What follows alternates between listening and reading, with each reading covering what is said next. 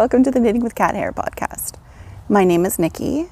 I am also known as Knitting with Cat Hair on Instagram and Cat Hair Knitting on Ravelry.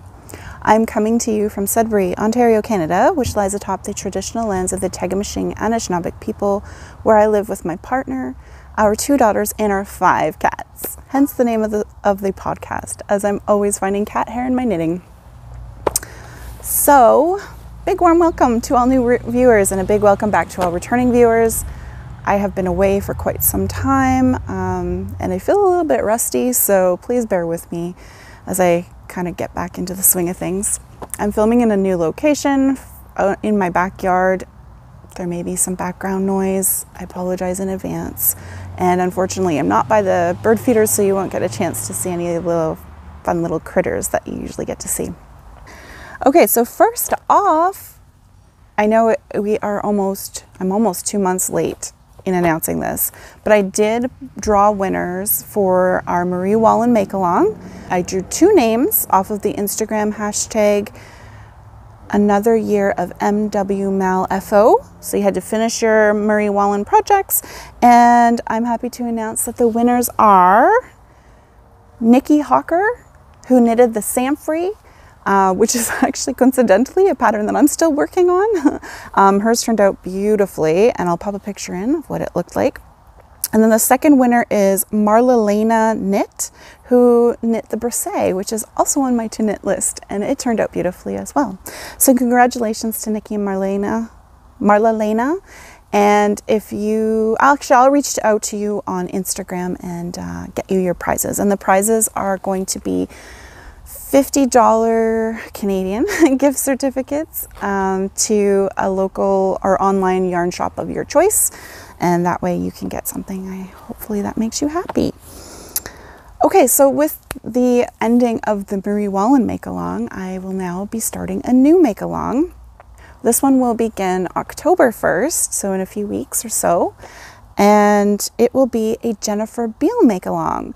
So Jennifer Beale, for those who don't know, is basically what I consider our Canadian Marie Wallen. She does a lot of color work and texture, and I've never knit one of her patterns yet, but I am told that her construction is, the construction of her garments is extremely interesting.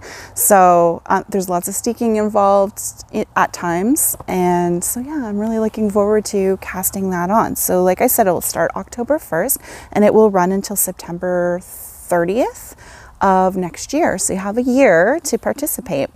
And this one I'm going to keep more general. You don't have to actually finish the object. I just want to see lovely pictures of your works in progress posted on Instagram again. And we use the hashtag bealealong. I'll put it here. And I'll draw prizes from there, maybe halfway through, and then again another prize maybe at the end. I'm not entirely sure, but there will be prizes. Okay, so let's get into the knitting chat now. So I'll start with what I'm wearing. Today I'm finally wearing my finished modified Bressay dress. So I've turned it into a tunic. This is a pattern by Gudrun Johnston. It's found in the Fair Isle Style book, which is actually out of print at this time. However, I think I got a used copy of it on Amazon, and you may still be able to do that as well. So I'm just going to pop in a quick video to show you the full length of the tunic so you can see what it looks like on and how I plan to wear it. Today is quite warm, so I'm not wearing the shirt underneath, but in the future I think it will work well with a pair of black leggings and a black shirt underneath, long sleeve shirt.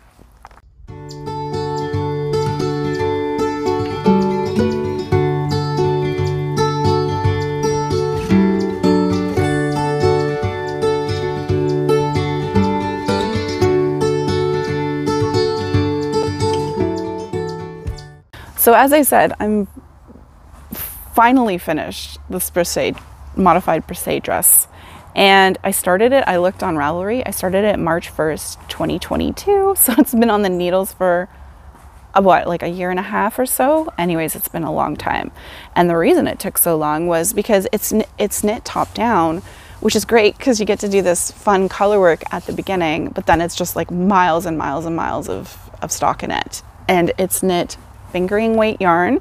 And I used a US 2.75 millimeter needles to knit this, so that's why it took so long. It just, yeah.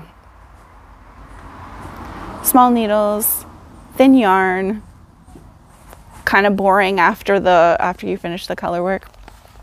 So yeah, I knitted out of the called for yarn, which is Brooklyn Tweed Loft. I used 4 different colors. I didn't bring them out with me, but basically you can see here. So the main color is called Storm Cloud. It's like a gray brown. Then there's a light blue, which is called Iceberg. There's a darker blue or teal that's called Tartan, and then there's a yellow called Hayloft. And I'm really happy with it. Where did I put them? I did go ahead and make the pockets as well. So these are the pockets that you can put on them. And then I decided to omit them at the end. I was like, I didn't really love the way it looked. So I'm not gonna put them on. But yeah, the pockets were fun because it's all Fair Isle pretty much. So yeah, I'm done. What else did I do? I knit the size 46.25 inches to accommodate my 46-inch bust. I think my gauge was a little bit looser, so it turned out it fits nicely. Like it's not too snug or anything like that.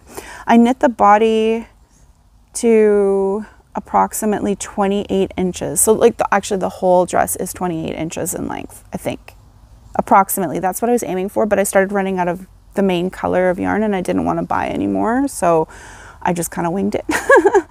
And yeah, I think that's it, other than to say that the pattern is not size inclusive, and the patterns in the book itself, the Fair Isle style book in general, are not size inclusive. There are lots of accessories in there as well. They're all Fair Isle colorwork accessories, and like those would be more size inclusive, just, you know, given that they're not actual garments, but the garments aren't. So just a heads up if you're looking at that book.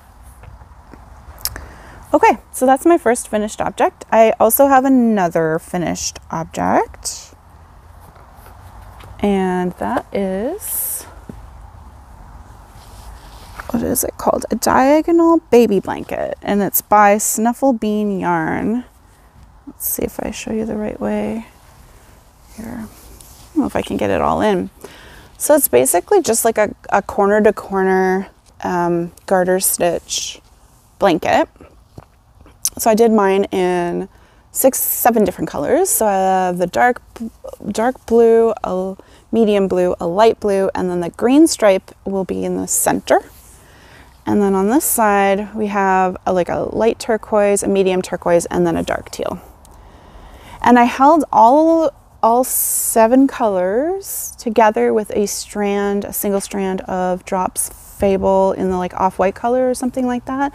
So it's got like this marled kind of effect to it, but it kind of kept it lighter and more consistent. I don't know. It just made it look a little more seamless, I feel like, since I was using so many different colors. And these are all fingering weight superwash scraps that I had, that I got to use up, which is amazing. I used up a ton. So yeah, and this was made for our lovely neighbors who are expecting their second little one soon, I think. So I'm looking forward to gifting that to them, hopefully this weekend. And what else can I say about that? It's a free pattern. I don't know if I mentioned that on Ravelry, and I used US 6 4mm needles to knit it up. It was such a comfort knit for me. I guess it's kind of like making a half and half triangle wrap, which I've never made, but it kind of has that, I don't know, it's mindless. You're just knitting on both sides constantly. And so it's like, you don't really have to think about it. And it went so fast. Like for the size of it, it went quite fast, but I guess it is like more of a DK weight yarn because I held 2 fingering weight yarns together, so that would make it go faster. And anything is fast compared to this dress. Okay, so that is it for finished objects. I know you would expect that with the amount of time that I've been gone that I might have more finished objects to show, but unfortunately it just it wasn't happening. So I wasn't doing nearly as much knitting as I normally would. I'm not going to get into that right now. I might touch on it in the life stuff at the end, but for now, let's just keep moving along. So I'll move on to works in progress. So today I am going to share 2 works in progress that you, if you're a returning viewer, that you have probably seen before. Sorry, I have so much stuff over here on this chair. It's just ridiculous. I have to dig everything out. Okay, so I can't remember when I started it. Did I write that down? No. Anyways, I started a sweater for my partner last year probably. And I'm knitting him the Cotswold Henley. I will pop in a picture of what the finished sweater looks like. It's a nice looking sweater. It's got 2 different patterned stitch patterns on it. It's got a garter basket weave and what they call, I think, a Henley rib. So last time I showed this, I think I was just finishing up either the front or the back. I hadn't joined the shoulders yet. So I have now joined the shoulders. So I've got, you can see it. Actually, you can see the different stitch definitions here, or stitch patterns, sorry. So excuse the cat hair as always. So this is I think this is the rib, the Henley rib, and then this is the garter basket weave stitch. So like I said, I joined the shoulders, I picked up and started one of the sleeves, and I am come this far. So it's not much longer now. I just have to obviously finish the sleeve, put the sleeve on, and then do a collar. And then it will be done. And I have plans for my next sweater for him, or cardigan actually for him. I'll talk about that in future plans near the end. But yeah, it's been a bit of a slog. I put this down for a little while. I put it in the naughty corner. I talked about this last time. I put it in the naughty corner because I made a mistake and I had to rip back and start over a large portion of the body. And then because I haven't worked on it in so long, I don't remember where I am in the pattern. So it just takes a bit of brain space to like sit down and figure out where I am at. Like I understand I'm on the sleeve, but it's like, where am I at in the different stitch patterns?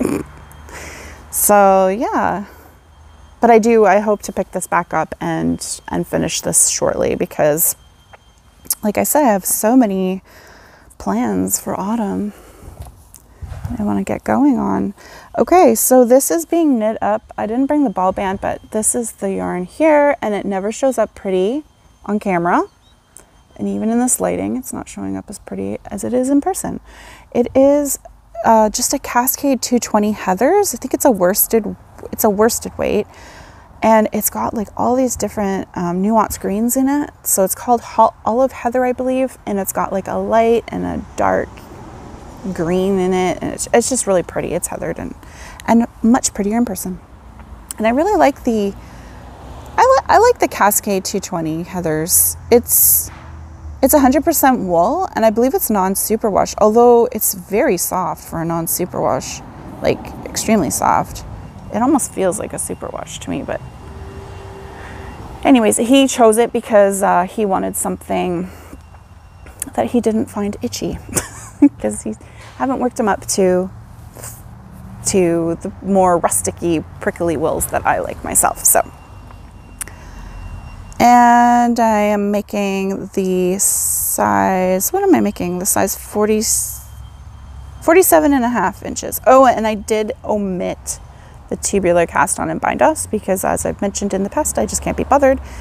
And finally, the last thing I want to mention is it's knit bottom up. And there's some really interesting kind of cap sleeve creating that goes on, I guess. Like, I've never done it before, and it was, I think it was created with short rows, and I just have never done that before. It was interesting to me. So that was fun. Okay, the next work in progress that you've probably seen before, if you're a returning viewer, is my Samphrey, which is a pattern by Marie Wallen. Let's get organized here. And I was knitting it up. Well, so just so you know, I did finish already a previous Marie Wallen project for our make along. I finished the daffodil. So this was just kind of like a bonus one because I wanted to make it anyways. So it's not like I missed the deadline. Although I truly was hoping to have it done for August 1st. It just didn't happen. Too much going on. Okay, so what have I done? Last time I showed it, sorry, I'm just trying to get organized here. I think the last time I showed it, I was working on the sleeves. And so here are the sleeves. I'm knitting them 2 at a time. So I have 2. So that way I don't have to figure out the increases 2 times over, basically. Okay, so they're knit cuff up. And I've stopped knitting on the sleeves at the point where I was done doing all of the increases. So this is as wide as it's going to be. And now it's knit flat, obviously, so it's going to turn into a sleeve. So the reason I did that is because I don't know how long, because it's a drop shoulder construction, I'm not entirely sure how long I need these to be in order to get the proper sleeve length for myself. So, and maybe this is just completely inexperience on my end, but so like when you're doing a set-in sleeve, it's kind of easy to measure because you know that, the sleeve's going to start kind of like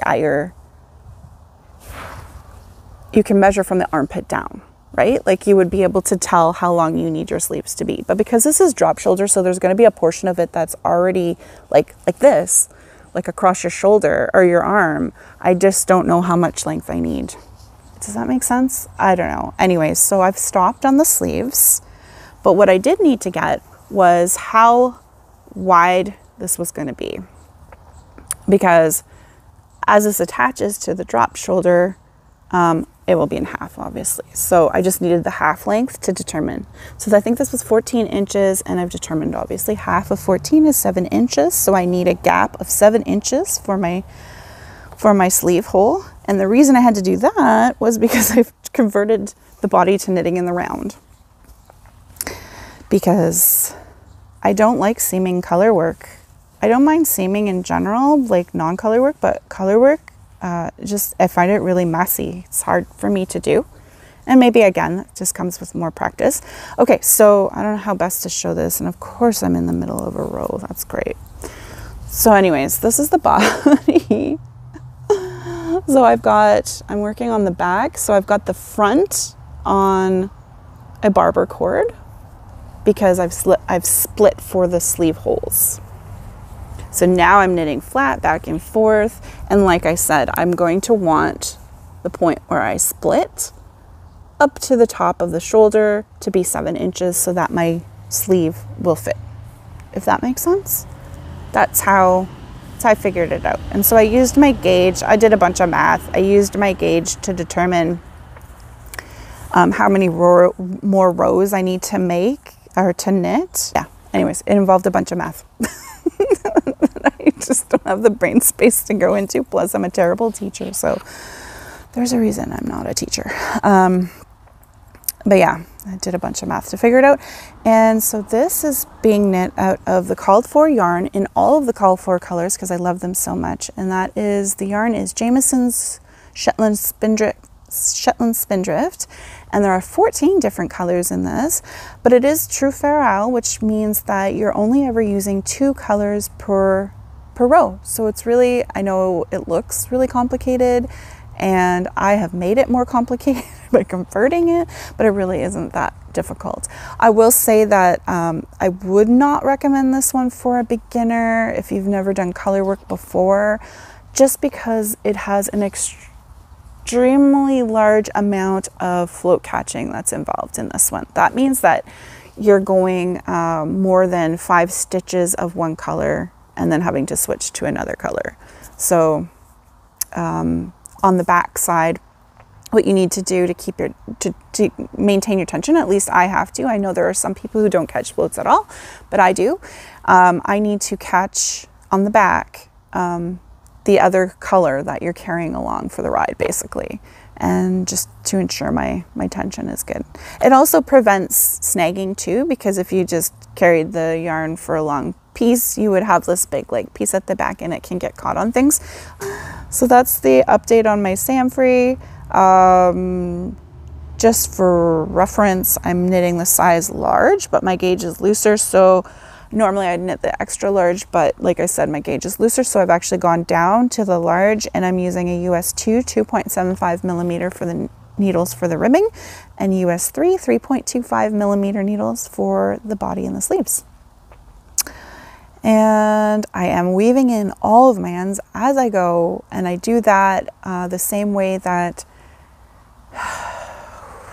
Andrea from Fruity Knitting does. So I've linked to it a couple times in some of my previous videos on how she does that at the beginning and ending of rounds to start and stop new colors. And so I learned that lesson from knitting my, oh my gosh, what's the name of it? Chestnut Cardigan, also by Marie Wallen, that I finished last year. Because I didn't weave in as I went, and I ended up with a ton of ends at the end, and I'm still, like, literally still weaving them in. I haven't even finished. Okay. I guess that's it for the Samphrey and for the old works in progress. So after I finished my Bressay, of course I said, well, you've freed up some needles, Nikki, now you can go ahead and cast something new on. Because I don't have enough projects on the needles. I should preface this with a little while ago I saw on Instagram a crocheted blanket that I really loved the colors of, and they were the yarns are by a small hand dyer, indie hand dyer called Green Letter Day. I think they're based out of the US, and they had this kit, this blanket kit. It was like 14 different colors or something like that. It was a lot anyways. And they were beautiful. The color combination was just gorgeous. But they were all superwash yarns. And if you know, if you're a returning viewer, you might know that I'm not a huge fan of knitting with superwash yarns anymore. I was at the beginning, but just through experience, I've had bad experiences with them stretching. And then from an environmental perspective, I just prefer to try to knit with things that are 100% untreated wool. So I decided, okay, I love those colors, that color combination so much, I will try to replicate that using a Canadian yarn that is non-superwash. So what I did was I ordered a whole bunch of skeins from Sonder Yarn Co. They are based out of, I think they're in Quebec, I want to say. And I'm not going to show all of the different colors today, but I can show you. Okay, so with the intention of making a blanket. Now let me just say this yarn is not cheap. It's not cheap at all. This was my birthday present to myself. It was quite a purchase. And so I was thinking about it. I'm like, and I'm just going to crochet a blanket out of this. And I'm like, but the yarn is so lovely. I should really make something else first with it and then use the scraps to make the blanket. So then I decided, okay, well, I only have like one skein of each color. So I was like, what can I do? Oh, what about a stripy cardigan that I've been wanting? So I went ahead, sorry, long-winded story, just to say that I've cast on an April cardigan, which is a pattern by Petite Knit.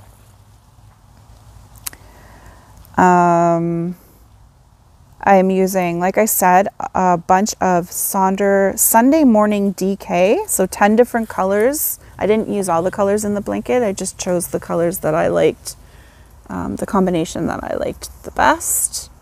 And so these are the 10 colors here. So I don't know if it's showing up on camera, but there's a gold, a light kind of peachy coral color. This is a dark teal. a rust, a light turquoise, a medium, or no, a lighter peach. This one is actually a really dark green, and then there's a darker peach, and then a greeny gold color. Here, does that show up better? There. And now I'm just starting to repeat the stripe sequence again. And so my plan is to make kind of like a cropped cardigan. So I think I can't remember if the April cardigan is actually cropped, but I know it has a huge band of ribbing at the bottom, and I'm not doing that because I've learned my lesson with my Samphrey. It just doesn't work for me. I should not have done that. I do regret that part. So I'm going to shorten the ribbing and just do 2 inches, but I'm going to do like a cropped cardigan. And then that way I can wear it with my dresses, or yeah, I have 2 dresses to date, 2 linen dresses that I want to be able to wear more in the winter too. So one of them is this gold color, and then the other is like this sagey kind of turquoisey green color. And then I also have material to make another dress out of, like, it's more like this color, this peachy color. And then I have a dark brown. And so these are all, as I mentioned, Sonder Sunday morning DK. And then to go with that, so for the collar and the button band and the hem and the cuffs, I'm going to use this dark brown to kind of frame it.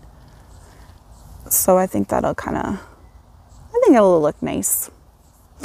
And this dark brown is not a Sonder yarn. It is a Georgian Bay Fiber Co yarn. Unfortunately, she was a local hand dyer to me, which was awesome. I just discovered her, and then she unfortunately went out of business, I think around COVID time. Yeah, during COVID. She stopped producing yarn. So unfortunately you can't get this yarn anymore. This is 100% BFL untreated, and this pretty brown, dark brown color. And I should say that the Sunday morning DK by Sonder is 75% BFL and 25% Masham, and it is so lovely. It's so bouncy. It's soft. Like, to me, it's definitely next to skin soft. It's just really, really been a pleasure to work with. So I'm glad that I'm going to get like a garment out of it, and then, you know, use the scraps to make the blanket, which I'm super excited about too. So what can I say? I talked about the yarns. I'm using a US 6 4mm needle, 4mm needles, and those are the called for needles, and I actually got gauge with those, which is not usual for me, so that's awesome. I'm knitting the 6th size, which is a 2X. I think it's like a 50 inch bust. I have a 46 inch bust for reference. Yeah, and I think it's 50 or 51 inch for this. And then my stripes are 6 rows each. And I already talked about it, I'm gonna shorten the ribbing at the bottom. So I'm gonna knit the body to about 20 inches or 20.5 inches, and then I'll do 2 inches of ribbing. And that is my plan. Okay. So that's it for the works in progress. In preparation for the cooler weather coming, I decided to take kind of an inventory of all of our hand knit socks and do some repairs. So I have never repaired socks before. I kept letting them pile up until there's a point where I was like, okay, I really need to fix them because there's so many pairs of socks that have holes now. So I did some mending, so I was just going to share that real quick, just a couple pairs. I think I did about 5 different pairs, but I was able to repair these socks, which I absolutely adore. These were one of the first pairs of socks I ever made, I think. They are knit out of Noro Silk Garden Sock, I believe. 2 different colors. So Noro yarns kind of change colors. So I used like a beigey color for the background stripes, I guess, or alternate stripes. And then I used the color changing yarn for the other stripes. And we ended up with 2 totally different socks, but I just love them. They're so fun. So fun, and they're very warm. And so I wore them a lot, and I wore these in my shoes, my boots, whatever. I wore them all the time. And so I developed, was it just the one sock I got a hole in? Yeah, it's only the one sock. So I ended up getting a hole at the foot. This is where I get my holes. And so I just went and I had some leftover yarn, sock yarn, from this batch, and I just went and did some just little speckles to fill up the hole. This was a really easy technique. There's nothing fancy about it. If I can find the video that I saw, it was on a YouTube video. Actually, I was watching this YouTuber, and it was a gentleman, and he was showing how he darns his socks. And so I just kind of followed his suit because I thought it looked kind of cute. It's visible, but fun. So that's that. And then, oops, these socks, which are one of my favorite pairs. These are called the Beatrix socks, and they are patterned by Sabrina Justine, who used to have a podcast on YouTube, but I don't think she's podcasting anymore, but she's a designer for a little bit. And these were knit out of Garthenor Organic Snowdonia sock, which has no nylon in them, and they definitely developed holes quickly, both socks. So I went ahead and did some spot mending. I don't know if you can see, in like a teal color, and then on the heel I did some yellow reinforced, and these are sock yarns, like i.e. they have nylon in them. So I'm hoping they'll help provide a little more durability to these beautiful colorwork socks. And this one I did teal and yellow on the toe and yellow on the heel. There. So yeah, it was fun. I had purchased a cheap like darning egg, actually I've got both, a darning egg and a darning mushroom, and just sat down and on a weekend. I think it took me 2 days. I mean, I didn't darn the whole day, but like I took it over 2 days. I took the time to darn 5 pairs of socks. And now they're all set for the winter. So there's just the one pair I didn't end up getting to darning. It was actually for my partner because it was a hole in the toe, like at the very end of the toe, and I had used a contrast yarn for the toes. So I'm just gonna actually re-knit them. I think I knit them too short, and that's why the holes came right at the tip of the toe. So I'm just gonna have to make those a little bit longer. So that's gonna involve some actual knitting. But yeah, very happy to have all of these socks back in play.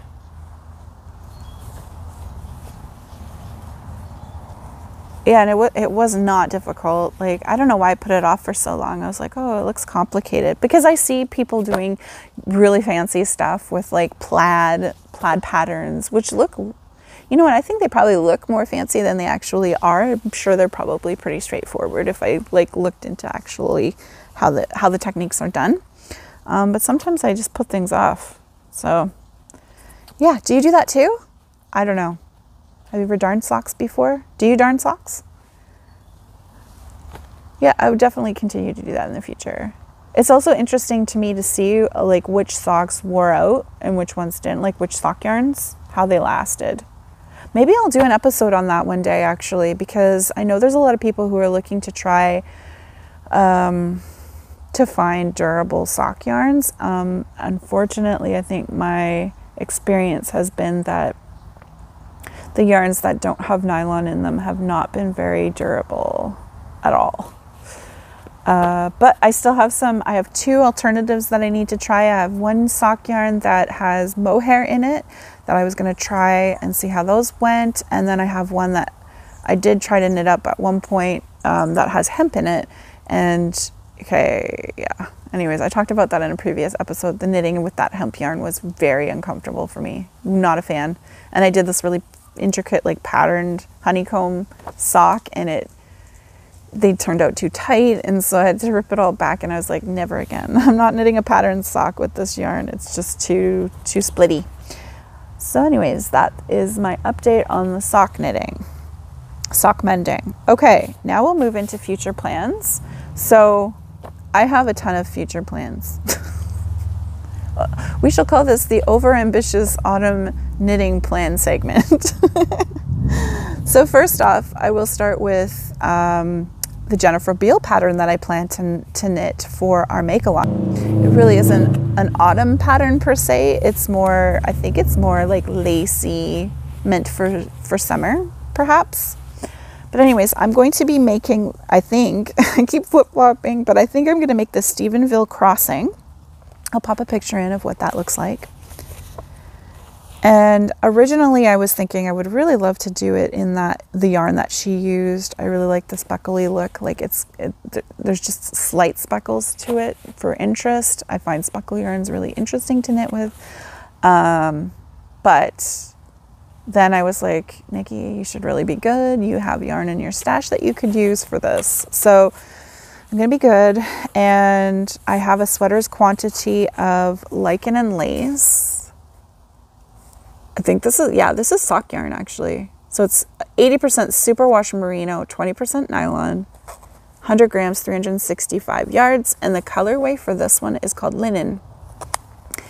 And so it is kind of like a beige, but it's got like, I don't know if you can see, there's darker bits to it.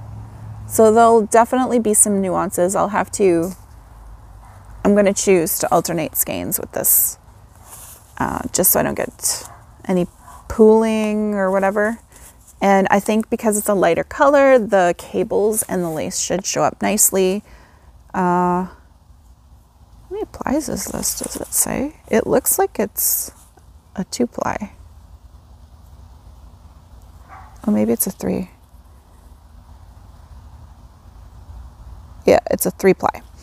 So, for the drape factor, I would have preferred a 2-ply, but that's okay. It'll be fine, I'm sure. I did my, what did I make out of this? Soiree, which has cables on it, and the cables showed up quite nicely, even with the addition of mohair in this yarn. So, yeah, so that'll be next on my needles as soon as I get my Samphrey done. That is the caveat here. I must get my Samphrey done, and then I can cast on my Stephenville Crossing. Okay, so that's one future make. So I was visiting my best friend a couple weeks ago now, and I was actually wearing my ranunculus at the time, my summer ranunculus, and she saw it and she was like, "That's so pretty. Could you make me one?" And I said, okay, sure, I'd be happy to. And she supplied me with the yarn that she wanted for it. So she settled on 2 yarns from Zen Yarn Garden. They're superwash yarns. I think they're, do I have a tag? I don't have the tag with me. I want to say that they are 100% merino, I think, superwash merino. So she wants the upper part with the lace of the ranunculus done in the solid color, and then the rest of it done in this like variegated pinky and burgundy and grayish blue color. So that'll be interesting. I don't think she watches the podcast, but I personally not sure how that would look. And I asked her, I'm like, do you want me to alternate skeins so that it doesn't pool? And she's like, no, I don't care. I don't care if it pools. So I'll just make life easier on myself and not alternate. But I don't know about this. I would have done it just all in the one color. She has enough yarn to do it all in the one, but that's what she wants. And if it makes her happy, I'm happy to do that. So that, I'm aiming for getting that done by her birthday or Christmas, and they're around the same time, late December. So that will be on my needles at some point. And then I think I talked about this project in the past that I was gonna make. So, you know, I showed my Cotswold Henley that I'm making for my partner. Well, I also wanted to make a cardigan for him for us potentially, because I don't know who it's gonna fit. We'll see. So the pattern is called, I want to say Faust, and it is found in this lovely book, this Lopi book. That one on the cover is really pretty too. I really like that. Actually, that's really cute too. Both of them. Are they the same? Yeah, they are. Aw, they're for kids. There's lots of cute kid pattern. Oh my gosh, seriously. Look how adorable. The little hoods. Oh, Lopi has so many amazing patterns in it. Okay, but the one I'm planning on making is this one. So it's a 3-color color work cardigan. It's steeked. So you knit it in the round and then you cut it up down the center to make the button bands. And I ordered a kit and the book, all from Galt House of Yarns, which is a yarn shop located in, I believe it's Cambridge, Ontario. And so these are the 3 colors. It's knit up with Elephas Lopi. Elephas Lopi, which is thicker than Let Lopi, or sorry, yeah, thicker than Let Lopi. But I can't remember how thick it is. Is it Aran weight? Bulky maybe, eh? 100 grams, 100 meters, 109 yards. Yeah, I think this is like a bulky. Anyways, it's thicker, so it should be quite quick, I'm hoping. So I want to make that. Sorry, I didn't say who it was from. It's by Rebecca Christiansdottir. I put all the names here, and I didn't say that anything I talk about, I will provide links down below in the description to all of the patterns that I talk about and any makers that I mention or podcasts or what have you. Okay. So next, these are all like so autumny looking, all these sweaters I want to make. So next up, I want to make the Lunenburg Pullover, which I will put a picture in. It's a pattern by Amy Christoffers. I had purchased the yarn, oh yeah, that was around Easter, from Lichen and Lace. And these are the 5 colors that I'll be using. This dark brown will be my main color, and then the other 4 will be for the color work. And this is Lichen and Lace Rustic Heather Sport, 100% Canadian wool, 56 grams, 215 yards. 56, oh, they're small. I didn't realize how small they were. Yeah, and that's black walnut. Pollen, just beautiful yellow. There's this green called Shrub. A lovely blue called Sky. It's more of like a turquoisey blue. And then this one is called Birch. So I'll use those. I already have the yarn for that. What else? Okay, and then I want to make several accessories. So I'm trying to decide between, I kind of have 2 choices. I may even make both at some point. But for now, I'm trying to decide between, for fingerless mitts, the Hema by Ines Sang, and I'll pop a picture in what those look like. Or I might choose to make the Gardener's Prayer hand warmers by Yamagara, and I'll pop a picture in of what those look like. So they're kind of similar. They're both knit, I believe, in Knitted in Yarn, which is by Honor Alkire. It's an unspun yarn, and I have quite a few colors in my stash. And so I was thinking, I don't know, I don't know how this will look. I'll have to see how it looks, but I was thinking of using this kind of color changing yarn along with a solid, like a brown, to make to make one of those pairs. Now I'm second guessing it. Now I'm thinking this would look really pretty in, like, instead of flower pattern, it would look really nice in like a leaf pattern, like an autumn leaf fingerless mitt. And I don't know if there's any out there. Okay, I think I might change my mind on that now that I see the colors. But they're so lovely. And I have the plate of this. I have lots of brown, but only the one plate of this one. So I'll have to choose wisely. Oh, there's a little chipmunk friend in the bushes behind me. All right, and okay, and then from a cowl perspective, again, I have two choices, maybe do both. So I was looking at the Wayworth cowl by Isabella Clark, who is Bella of 100 Acre Wool. She has her own podcast here on YouTube, and I love her podcast, and you should definitely check it out as well. And so she designed this Wayworth cowl using 2 colors of Nutidin, and I love her version. I don't have the colors that she has. I do have a gold and a really dark teal that might work. I don't know, might look nice. So it's either that one or there's this, I think it's fairly new. I just discovered it on Instagram. It's called Same But Different Cowl. It's a cowl as well, and it's by Cheryl Faust. I'll pop a picture in of what that one looks like. And this one's really pretty too. And I think it would look really nice with a color changing yarn. I think it's mosaic stitches.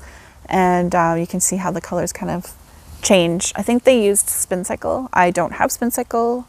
I won't be buying spin cycle yarn, but I'm sure I can find something else that that would be suitable. Normal yarn always works too. And then finally, I really would like to make a pair of the Vare socks, which is by Larka of Fiber Tales. I'll pop a picture in of what those look like. I think I bought a bundle. It's still available. I checked on Instagram. It's called the Midsummer Socks Bundle or something like that. So if you put the 3 pairs of her kind of florally socks in your cart on Ravelry at the same time, you get a 20% discount, I think it is. You get a discount anyways. So I had purchased all 3 of them last year. So it was between the Vare socks or the Grow socks. But I think I liked I liked the look of the flowers. And I might do it like in 2 colors, like do the background in the one color for the sock and then do the flowers in a different color. I think that'd be really pretty too.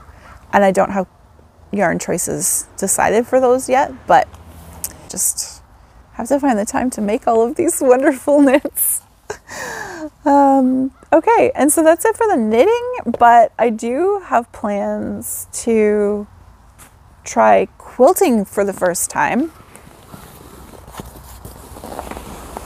So I went ahead and purchased a beginner quilter's kit. I don't know if this will show up, if there's going to be glare. Oh, okay, it's not bad. So it's called the Stand-In Round Quilt. It's a free quilt pattern on I think it's on the Free Spirit website, perhaps. I can't remember, but I can put a link down below. So the pattern itself is free. But with the quilt kit, you get a printed version of it and all of the materials that you need, like the fabrics that you require to make the quilt top. So I'm starting to understand. I knew nothing about quilting. So there's a quilted top part, and then in the middle of the quilt you put like batting, and then at the back you put I think it's like called backing. There's a backing to the quilt. So it doesn't come with those other 2 pieces, it just comes with the stuff to make the top part.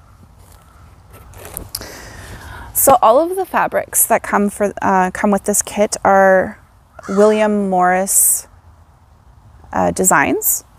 If you are a returning viewer and you've seen my first sewing project, I've only done 2. My first one was a bag that was made out of this fabric. So it's got peacock and a fox, I think. Fox or a wolf. And rabbits. And it's this lovely teal color, which I absolutely adore. So I'll just show you the fabrics here. They all coordinate beiges, and there's like some navy blues and teals. This one's really pretty too. I think, is this the Strawberry Thief? No, not that one. Oh, that one's kind of pinky actually. Really like this one. It's beautiful.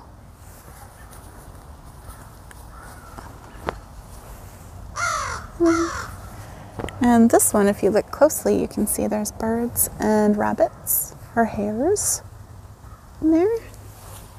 And then the last one, just some foliage, I think. And a navy blue. So anyways, yes, so they come pre-cut in large pieces, then you have to cut them into the smaller squares and stuff like that. But yeah, I'm really looking forward to trying my hand at quilting. And so I have these grandiose visions, as always, of doing it all by hand, so not using a machine at all, and just like sitting on my couch in the living room on a cold winter's night with my stitching in hand and hand stitching, I don't know, while the snow falls outside and I'm bundled up all nice and warm and toasty. And yeah, we'll see if that actually happens, but this is the vision I have created in my head. And so yeah, I assume this is going to take quite a while to put together. Just the top, and then that's not even the actual quilting part. That's a whole nother thing. So I'm gonna just start slow, start with the little pieces and take it from there. So I purchased some basic supplies as well at the time. I can't remember where I ordered this from. Let me just have a look and see if it says the name. No, it says Free Spirit. Oh, there, Paisleys Quilt Shop. And I think they're definitely in Canada. I don't know exactly where. I can't remember whereabouts, if they're in Ontario or not. But I did purchase a few more things from them. So like just like a mat, a cutting mat, some templates, rulers, and one of those, I don't even know what they're called. I'm so new to this. It's like a roller knife cutter thing. Oh my gosh, I'm sure you guys know what I'm talking about. Anyways, so yes, and some like chalk or pencils to draw on the fabric so I can figure out where to cut. Anyway, should be an experience. So that's going to be more of a winter thing. That's not really an autumn thing. That's my plan. So let me know. Do you quilt? And if so, you know, how did you get started? Did you have someone teach you, or did you just jump right in? Do you have any advice for me? I would love to hear it if you care to share. Okay, and then finally, before we get into life stuff, in the Spread the Love segment, this episode, I don't really have any podcast recommendations, although I've mentioned a few previously. They are larger podcasts, but I did want to, again, just bring some attention to Jennifer Beale as a designer. So as a Canadian designer, and I don't know, I just feel like she's like, not a lot of people know about her, and I feel like she just deserves more notoriety, I guess is the word. So that's what the intention as well, like for the make along, is to kind of, you know, maybe bring a little more awareness to her as a designer. So for this Spread the Love segment, in addition to mentioning Jennifer Beale, I'd also like to gift 2 lucky viewers a pattern by her. So if you would be so kind as to leave a comment down below and tell me which pattern of hers you would want to knit. And she has quite a few. I will link down below to her Ravelry page. Yeah, so just let me know which pattern of hers you would be interested in making, and I will draw 2 lucky winners for the next podcast and gift them those patterns. So yeah, I think that's it for all the making talk, and now I'm just going to move into quick life updates. So in terms of life stuff, those of you may have seen on Instagram or the quick post that I did on YouTube, we lost someone very dear to us recently. At the end of July, my father-in-law passed away after being ill for a little bit, and so the last few months have just been really hard, like really hard emotionally, and taxing, I would say, is the word. So in and amongst, you know, dealing with the loss of someone you love, and having to undertake all of the mundane and you know, necessary tasks that come along with that, like paperwork and going through belongings and all of these things that that have to be done. It's been really difficult, and so, you know, I didn't feel like we were fully able to grieve until everything was kind of done, and then we had, you know, that time to just focus on our grief and deal with that. And it's been hard. It's been really, really hard. My partner John was very close with his dad, like extremely close, and he was a big part of our lives. He was over pretty much every Friday, if not more. Sometimes it was like 2 or 3 times a week. He would spend time with us. So we're lucky in that way. We got to spend a lot of time with him before things went downhill. But it's been hard, and it just feels like the last few months have just been like, it's like we're going through a test or something. So, you know, we lost him and had to deal with that. And then what happened after that? Oh, our neighbor, like 2 weeks later, I think it was 2 weeks later, one of our neighbors across the street, who was like the sweetest lady and who literally just retired a few years ago, like she wasn't even very old, just passed away suddenly, like out of the blue in her house. And so it was like reinitiating more grief. And then I know these things aren't like, they're not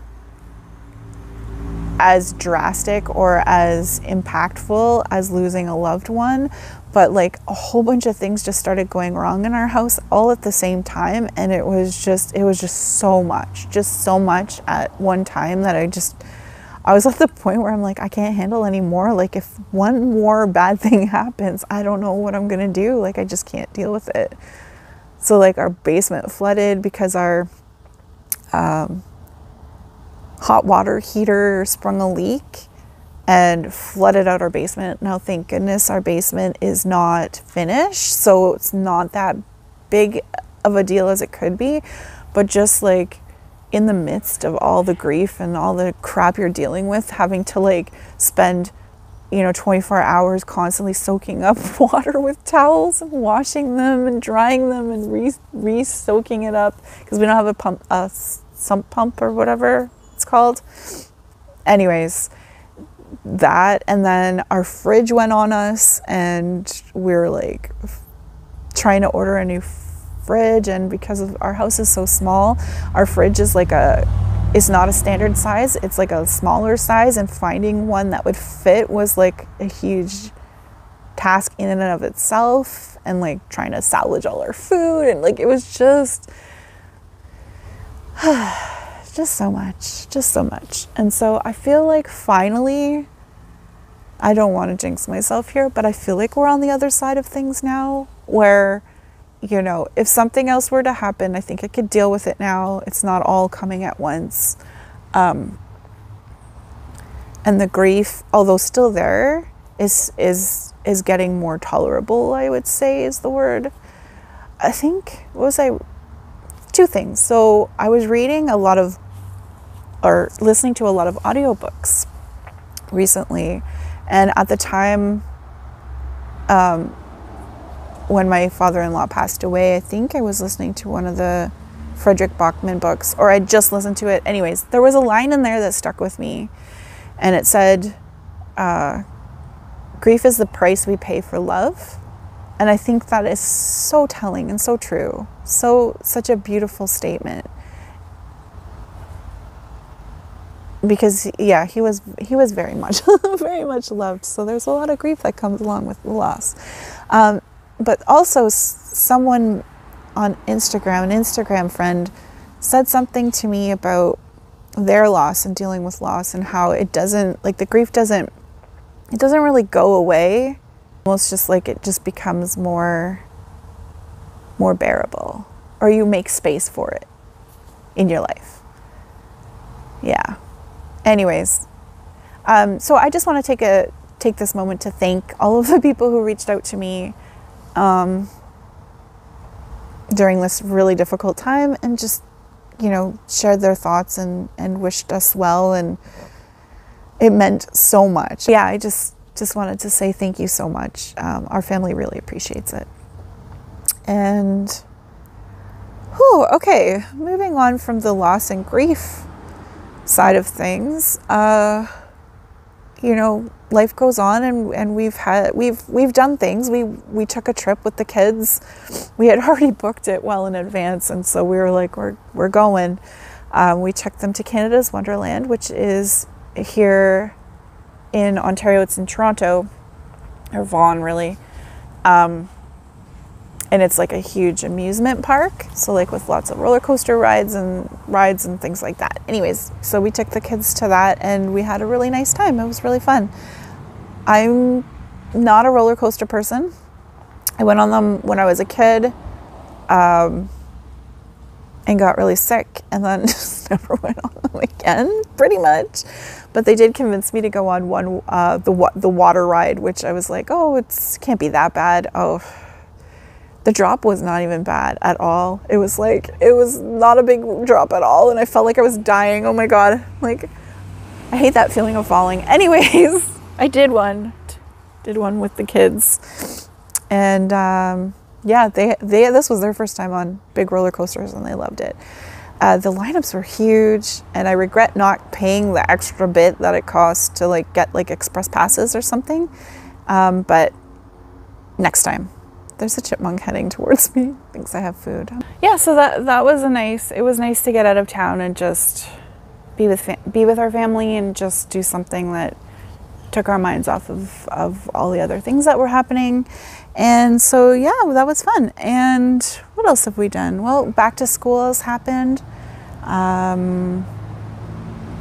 Both kids are back in school and exhausted. It was quite the switch, trying to get them back on a regular schedule after, you know, summer break and stuff like that. But they've been doing okay. Oh, what else have we done? I'm trying to think. It's been a whirlwind. Truthfully, I'm glad that summer's over. I did not feel like I enjoyed it at all. I didn't do my usual, like, sit outside and, I don't know, just relax. It just wasn't, I feel like it just didn't happen. Summer's over, and I didn't even enjoy it. So I'm very thankful for fall.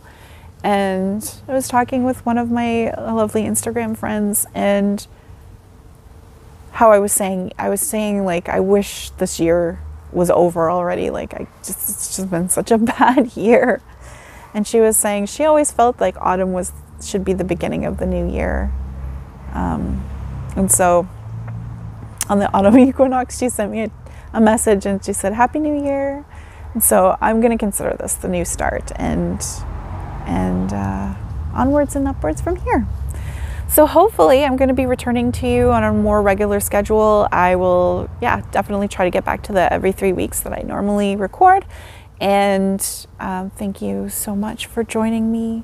If you'd like to share what you were working on while you were watching, or what you plan on knitting, what your autumn makes will be, I would love to hear about them. You know, I'm always looking for more inspiration because I need more things. Yeah, anyways. Take care, and happy making. Bye.